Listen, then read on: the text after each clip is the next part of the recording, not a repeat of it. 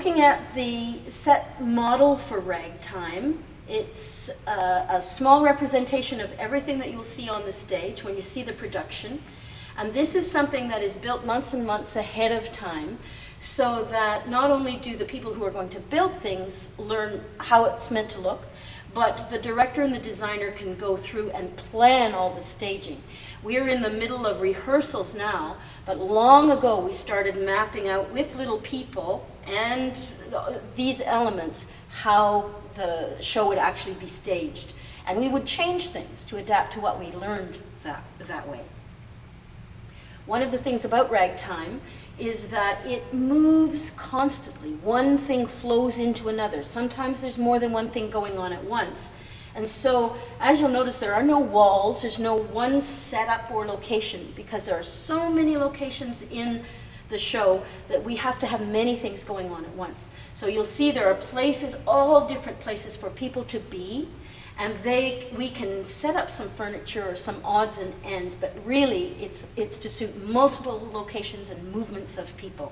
It's really the moving of the people that tell the story in Ragtime, and we've got elements that can move around and change that way so that we can be many, many different locations. All this structure is open, and one of the reasons it's open is that there will be many, many, many different images in the background. So although we have a picture here, this is something that's done with projection from the rear.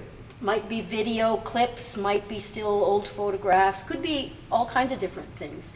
And what you'll find is that when you put different things on the back wall, it makes everything in front of it look quite different.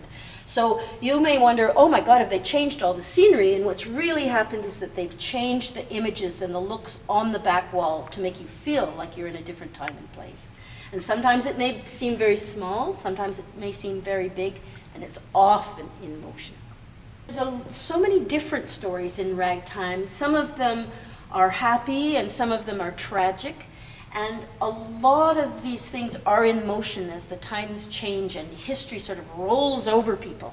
And so when we were looking to start, and I was trying to build a quick model very quickly, one of the things I did is I went to my local model store, and the thing I got were model train track things to make a quick approximation.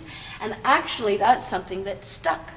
And some of the images in the background are of Penn Station, a beautiful old train station in New York. And when we go to Atlantic City, there are Ferris wheels and roller coasters. So in some ways, sometimes I hope the structure actually feels a little more like a fairgrounds than a factory, even though it can be everything.